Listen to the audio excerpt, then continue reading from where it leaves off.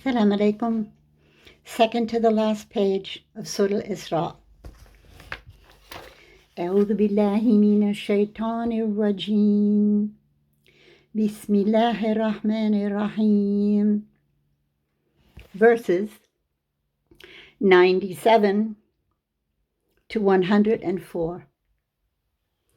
ومن يهد الله فهو المهتد ومن يضلل فلن تجد لهم أولياء من دوني ونحشرهم يوم القيامة على وجوههم أميا وبكما وصما مأواهم جهنم كلما خبت زدناهم سعيرا ذلك جزاؤهم بأنهم كفروا بآياتنا وقالوا أإذا كنا عظاما ورفاتا أإنا لمبعوثون خلقا جديدا أولم يروا أن الله الذي خلق السماوات والأرض قادر على أن يخلق مثلهم وجعل لهم أجلا لا ريب فيه فأبى الظالمون إلا كفورا قل لو أنتم تملكون خزائن رحمة ربه إذا لامسكتم خشية الإنفاق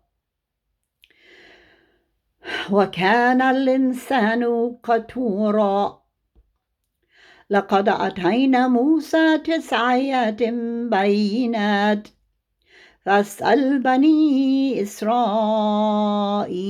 إذ جاءهم فقال له فرعون إني لا أظنك يا موسى مسحورا قال لقد علمت ما أنزل هؤلاء إلى رب السماوات والأرض بصائر وإني لا أظنك يا فرعون مثبورا فأراد أن يستفزهم من الأرض فأغرقناه ومن معه جميعا وقلنا من بعده لبني إسرائيل اسكنوا الأرض فإذا جاء وعد الآخرة جئنا بكم لفيفا.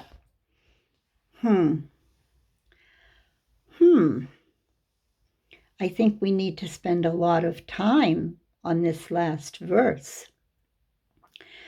Unfortunately, none of my experts are answering me now. They used to always answer me. But there seems to be a block. I don't know who's putting the block. I don't know. People get very exhausted. Especially, I don't want to call them housewives. I don't like that word. Moms, domestic engineers, are really out straight in these days, with the suhoor preparation and the iftar preparation and the qiyam al-layl and the tahajjud, and all of my friends do all these things. So I'm just going to have to do my commentary, and if I make a mistake, I take all the responsibility for it. But this last verse is something really... I was going to finish the next page, which is only a half page, and I was just going to finish the whole thing so I could finish my responsibility to you now, 3 days before the Eid. But no, I think I'll do that next half page, and then we'll be done. And then perhaps tonight Allah will cause a miracle, and someone will answer me of the expert sheikhat. I won't call them shiuch. Sheikhat. They're all women. And then if I don't get it done, I've done, I get double reward when I make a mistake when I try, right? But this last page, it's so pertinent that we discuss it right now, today. So as you know, you've already done your pre-reading with the English translation. And I don't know. Allah says that if you deny, He's going to make you someone bukman umyun. You're going to be deaf, dumb, and blind, and you're going to go to the fire. So, oh, He's going to zidnahum sa'ira. He's going to make it worse burning for you.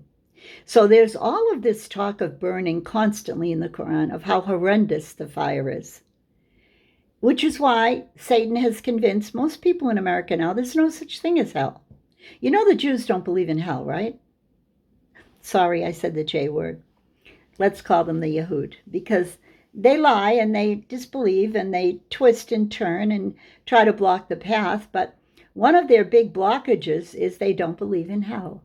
Oh, and they don't believe in heaven either. I'm just speaking from the rabbinical perspective. You know, those who say that we are to be used as servants and slaves because we're goyim, we're the underlings and they're our masters, so they think. Which is why this war, and who's ever responsible. I always say, Allahu Malik al-Mulk.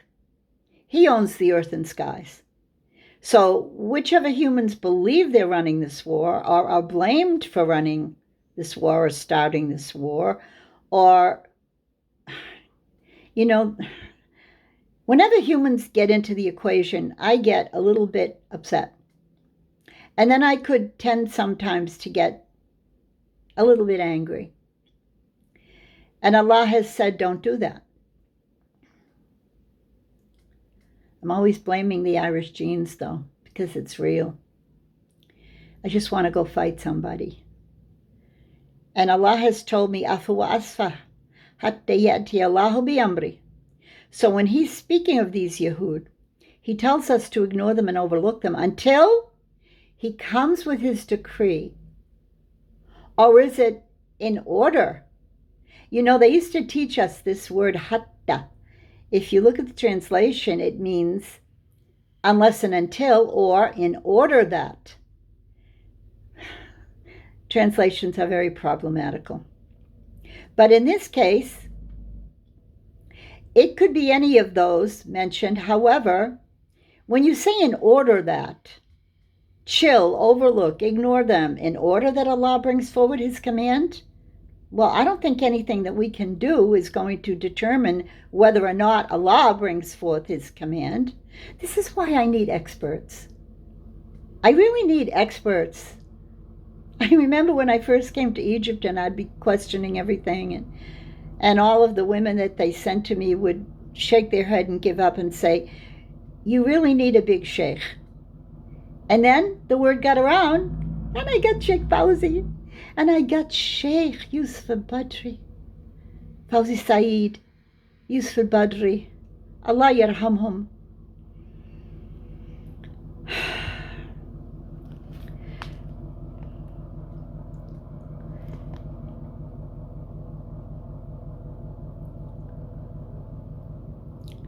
I'm listening to this truck outside my house, and I don't know what it's doing outside my house, but it shouldn't be outside my house.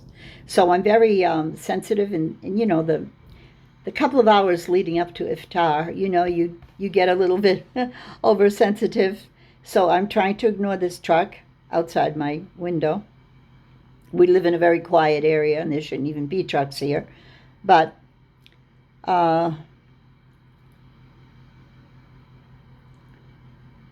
it says here that Allah gave Musa 9 signs, bayinat, and they should be clear. So Allah tells us here, As Banu Israel, إذ جاءهم, did those signs come? فقال له فرعون, and Pharaoh said, إني لأظنك يا موسى مسحورا. Now this is why I really enjoy this verse. I always tell you, I pick the verses that I've really lived, and I choose to elaborate on them for you because, as you know, Pharaoh, and it wasn't just one person. It's these types of tyrants that hate the truth. But we can use it sometimes for the person who was running what was happening in Egypt. But I told you, the root is Pharoah, which means to split up. So one of the things, as I mentioned from Kitab Tawhid, that the Pharaoh was a master at splitting people into factions and making them small little arbaban, rububiyat, yani he would put one group over another group to intimidate them and to belittle them and let them feel that they always have to be under some form of supervision or control. And yes, well, here, another one of his favorite tactics is to blame people for being under the influence of seher. Now, as I told you, seher is an illusion. And I'm going to get back to my Tawhid book after I'm done fasting and finish that unit about the exact meaning of seher. I'll just run over it with you quickly. The word seher, used in English as magic, is to make something appear as true when in fact it's not true, it is false. Or the opposite, to make something appear as false when in fact it is true. So here, in the end of this particular page, Surah Israa, Pharaoh is saying, I believe you, Musa. You are Mashura. Now, in other words, he's blaming Musa for being a phony actor, a player in some script where he's trying to place himself as a good man, which he was, helping people, leading them away from Pharaoh's grasp. So he's blaming Musa and saying, you're bewitched. Can you imagine saying that to Musa? It's you who's bewitched, when Musa doesn't even believe in magic.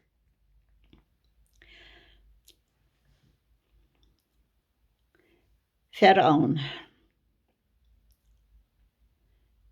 So I had mentioned to you before that every time seher is mentioned in the Quran, it's mentioned in the context of kufr and shirk and falsehood. So let's concentrate now at the end, because usually, I don't know why, it seems that Surah Israa has very powerful endings. And this one is probably the most powerful of all. After Pharaoh accuses Musa of being bewitched, فَأَرَادَ أَنْ يَسْتَفِزَّهُمْ مِنَ الْأَرْضِ فَأَغْرَقْنَاهُ وَمَنْ مَعَهُ جَمِيعًا. Pharaoh wanted to get rid of Musa, and Allah instead got rid of him and his armies when he drowned them. Now, this is the last verse I want to really concentrate on with you. The one that is a bit puzzling for me, and nobody will answer me on the internet.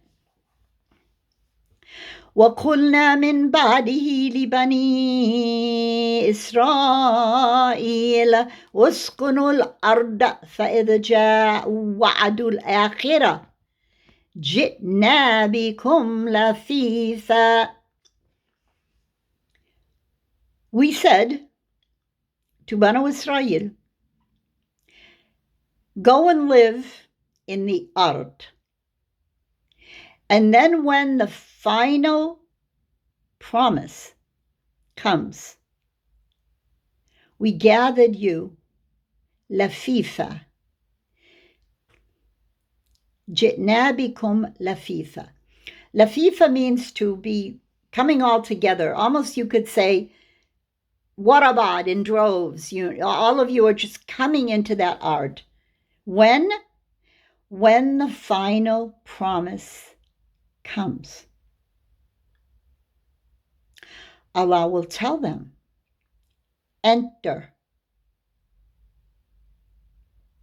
and live there. And when the final wa'ad, promise, comes, we will bring them rushing in there. So now, the question I had for these expert women who don't answer me right now, it's almost as though they know that I'm going to pose a question that will cause some consternation. They're telling us that there is no more art. Well, they're telling us Tel Aviv and its surroundings have all been struck by Iranian missiles, and that everyone has fled from the major cities in Israel. You see, I can't delve into this more, because to me, I don't know what to tell you. All I know is they tried to kick Musa out, and they themselves were killed.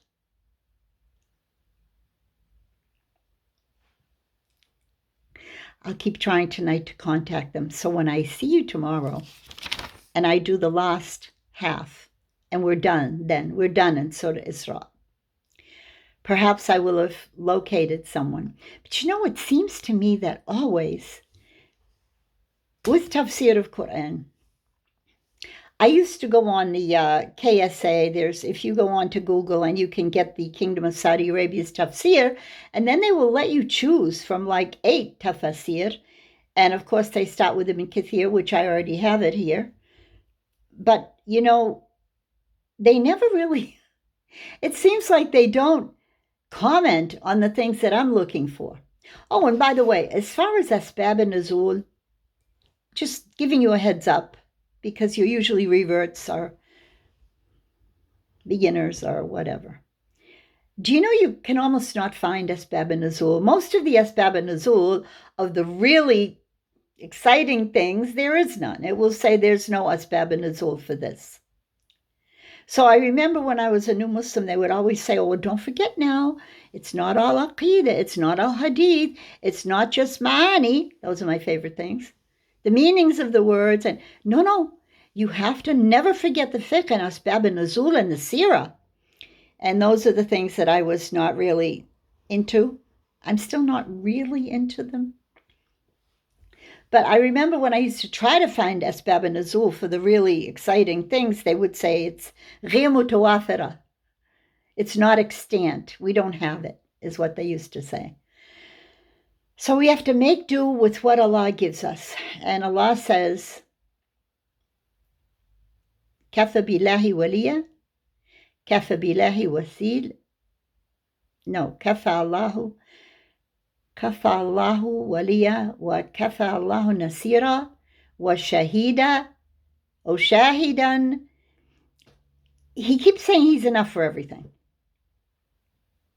So does that mean if there's no Asbab and Nuzul that we can access, that Asbab and Nuzul itself to me is a little bit problematical, and I'll tell you why. Asbab and Nuzul is supposed to tell you why this verse came down. But how do we limit the words of Allah? How can we say, well, this is that, and then only? I can't do that. I always say, Allah's words are eternal, and He will enlighten you as to what He means after you've done due diligence, which is, of course, you should be reading Tafsir, Ibn Kathir, you should be reading a hadith about the Sahaba, but still, how can you limit Allah's verses?